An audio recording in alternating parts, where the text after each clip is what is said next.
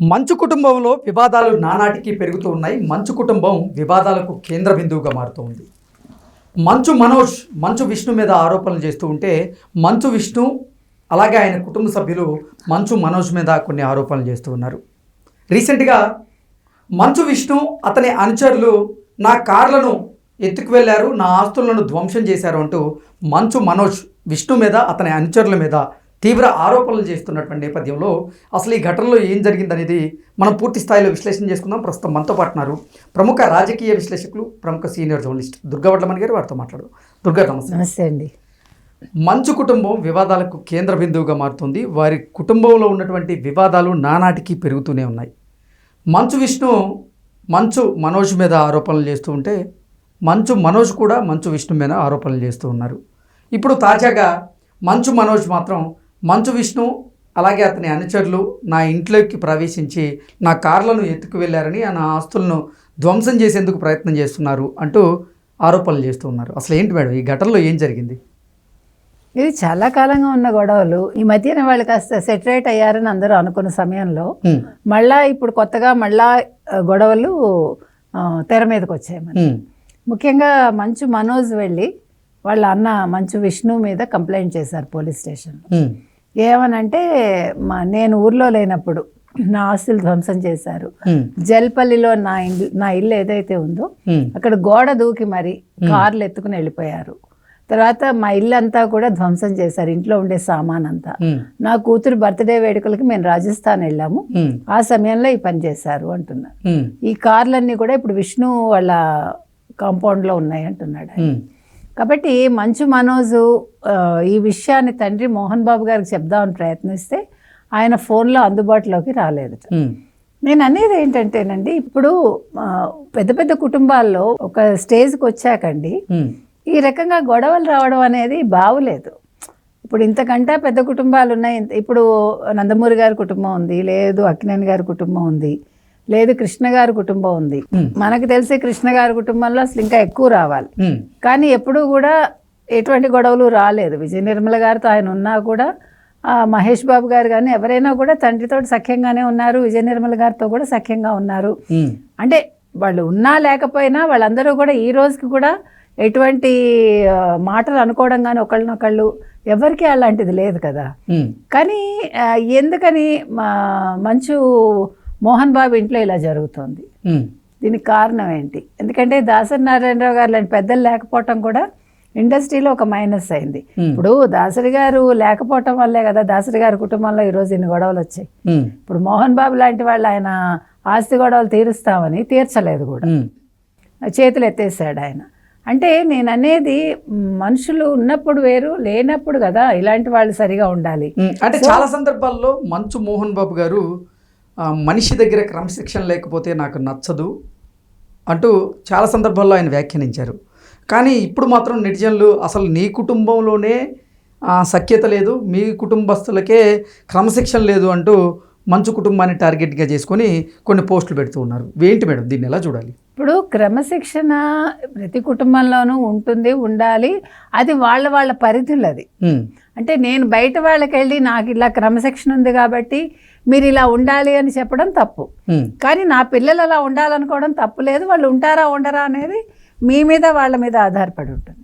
ఇప్పుడు మంచు మనోజ్ విషయంలో అతను అమ్మాయిని చేసుకోవటం అనేది అది అతనికి నచ్చలేదంటారు. ఇప్పుడు ఆయనకు నచ్చని విషయాలు వాళ్ళ ఫ్యామిలీలో చాలా జరిగాయి. ఇంకొకటి అండి, క్యాస్ట్ అనేది కూడా చాలా వర్కౌట్ అవుతుంది. మీరు ఎంత కాదనుకున్నా కులం గురించి ఎందుకు మాట్లాడతారు, కులాలు లేవు, మతాలు లేవు, ఇవి చెప్పడం వరకే స్టేజ్ మీద. ఎవరి వ్యక్తిగత అభిప్రాయాలు వచ్చేసరికి వాళ్ళ కులం ఉంటుంది, కులం వల్ల వచ్చే మన అలవాట్లు ఉంటాయి, మన సంస్కృతి సంప్రదాయాలు ఉంటాయి. మీరు కాదనుకున్నా అది మీ బ్లడ్లో ఉంటుంది. కాకపోతే మీరు ఎవరినైనా చేసుకోవటం అనేది మీ ఇష్టం. అది వేరే మతం వాళ్ళు కావచ్చు, వేరే కులం వాళ్ళు కావచ్చు, మీరు అడ్జస్ట్ అవుతానంటే చేసుకోండి, దానివల్ల వచ్చే నష్టమేం లేదు. కానీ మాట్లాడకూడదంటూ మనం కొన్ని సందర్భాల్లో కులాన్ని తీసుకొచ్చి, కొన్ని సందర్భాల్లో ఏంటి కులం మాట్లాడతావేంటి అంటాం అనేది కొంచెం అది ఎబ్బెట్టుగా ఉంటుంది నా దృష్టిలో. ఎందుకంటే ఫస్ట్ మీరు వెళ్ళగానే మీ మాటను బట్టి, ఓహో మీరు ఏమిట్లు, మీకు పూర్వం ఊళ్ళల్లో మీరు ఏమిట్లు అనేవాళ్ళు, అంటే మీరు ఏ క్యాస్ట్ అని. అట్లాగా మీ మాటను బట్టి మీ క్యాస్ట్ని అంచనా వేయడానికి చాలామంది ప్రయత్నిస్తారు. మీ ఇంటి పేరుని బట్టి మీ కులం ఏంటి అనేది గెస్ చేయడానికి ప్రయత్నిస్తారు. ఇప్పటికీ జరుగుతుంది. ఇంకా నన్ను అడిగితే తెలంగాణలో కొంచెం బెటర్ కంపారిటివ్లీ, ఆంధ్రాలో చాలా ఎక్కువ అది. కాబట్టి నేను అనేది ఏంటంటే ఈ కులాలు మతాలు మధ్య చిచ్చులు కూడా కుటుంబాల్లో కలతలకు కారణం అవుతున్నాయా అనేది ఒక సందేహం. ఎందుకంటే ఆయనకి ఇష్టం లేని పెళ్ళి అతను చేసుకున్నాడు. అఖిలప్రియ చెల్లెలే కదా ఆవిడ, మౌనికారెడ్డి, ఆవిడని చేసుకున్నారు. అది ఆయనకి ఇష్టం లేదని అంటే అప్పట్లో టాక్ వచ్చింది. మరి మంచు విష్ణు కూడా మరి రెడ్ల అమ్మాయినే చేసుకున్నారు. ఆ అమ్మాయి ఎవరు, అమ్మాయి జగన్మోహన్ రెడ్డికి రిలేషను. అక్కడ మనకి మంచు లక్ష్మి తీసుకుంటే ఆవిడ ఒక తమిళియన్ని పెళ్లి చేసుకుంది. కాబట్టి అంటే ఆయన కులంలోంచి ఎవరు చేసుకోవాలా. ఇది మీరు మాట్లాడచ్చా అంటే మాట్లాడచ్చు, ఖచ్చితంగా మాట్లాడాలి కొన్ని సందర్భాల్లో. అది కూడా ఉండొచ్చు. అంటే ఆయనకి ఇష్టాలు అనేవి తండ్రికి ఉంటాయి, దాంట్లో ఏమి పెద్ద అలా ఎందుకు ఇలా చేసుకోకూడదా అని వాదించడానికి బాగానే ఉంటాయి అన్నీ కూడా. అది మోహన్ బాబు అంతర్గతం అది. సో దానివల్ల కూడా ఇతన్ని బయటకు నెట్టేశారు. మనోజ్ కూడా తండ్రి మాట వినడు. అసలు ఒకప్పుడు లక్ష్మికిను మనోజ్కి చాలా క్లోజ్నెస్ ఉండేది. కానీ ఈ తండ్రి కొడుకుల గొడవల్లో లక్ష్మి చెప్పినా కూడా మోహన్ బాబు వినలేదు. అందుకే ఆవిడ బాంబే వెళ్ళిపోయింది అని ఆ మధ్యన టాక్స్ వచ్చాయి. సో నేను అనేది ఏంటంటే అసలు ఇన్ని గొడవలు ఎందుకు? ఇప్పుడు డబ్బు ఎవరికి తక్కువ ఉంది కదా, మీరు కూర్చుని సామరస్యంగా పరిష్కరించుకుని. ఈ గొడవల వల్ల కుటుంబ ప్రతిష్ట దిగజారిపోవడం తప్ప కుటుంబ ప్రతిష్ట కీర్తి పెరగడం అయితే ఉండదు.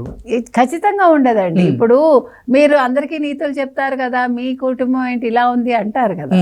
నేనేమంటానంటే అసలు ఏ విషయమైనా బయటకు వచ్చే ముందే మీరు సామరస్యంగా కూర్చుని పరిష్కరించుకోవాలి. మోహన్ బాబు గారు కూడా పట్టు విడుపు ధోరణిలో ఉండాలి. ఇద్దరు ఆయన పిల్లలే కదా, ఇప్పుడు ఆయన సొంత పిల్లలు. కాబట్టి మీకు నచ్చినా నచ్చకపోయినా కొన్ని కాంప్రమైజేషన్ కొన్ని విషయాల్లో అవ్వాలండి. ఆస్తి పంపకాలు చేసేస్తుంటే ఓకే, మీ తదనంతరమే రాయండి, మీరు ఇప్పుడు రాయొద్దు. నేను అది కూడా చెప్తా, ఏ తల్లి తండ్రి కూడా వాళ్ళ ఆస్తులు బతికుండగా మీరు ఇచ్చేయకండి. మీకంటూ కొంత ఉంచుకున్నాకే మిగతాది పిల్లలకి ఇవ్వండి, లేకపోతే మిమ్మల్ని రోడ్డు మీదకి ఇడుస్తారు. సందేహం లేదు. అంటే చాలా సందర్భాల్లో ఇప్పుడు మంచు మోహన్ బాబు గారు మాట్లాడిన మాటలు మనం విన్నాం. నేను కష్టపడి సంపాదించుకున్నటువంటి ఆస్తి ఇది, నేను ఎవరికి ఇవ్వాలనేది ఆ హక్కు నాకుంటుంది, ఆ స్వాతంత్రం నాకుంది, నేను ఎవరికి ఇవ్వాలనుకుంటే వారికి ఇస్తానంటూ కూడా ఆయన మాట్లాడడం నేను కాదని అంటలే. ఇప్పుడు ఆయనకి అన్ని రకాల హక్కులు ఉన్నాయండి. కానీ మీకు ఒక స్టేజ్ వచ్చాక మీరు ఒక మోహన్ బాబు గారు మంచి కుటుంబం అంటే ఒక మంచి పేరు ఉన్నప్పుడు ఈ ఆస్తి కోసం ఇలా వీధికి ఎక్కడం ఎందుకు అంటున్నాం మనం. మీకు అర్థమైంది నా పాయింట్?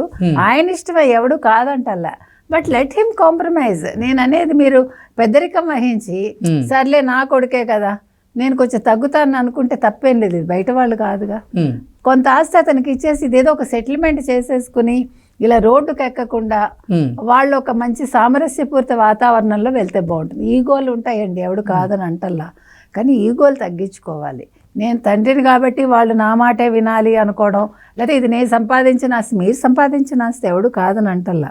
కానీ మొదటి నుంచి మీరు ఎలా పెంచారో ఊళ్ళో వాళ్ళకి తెలియదుగా.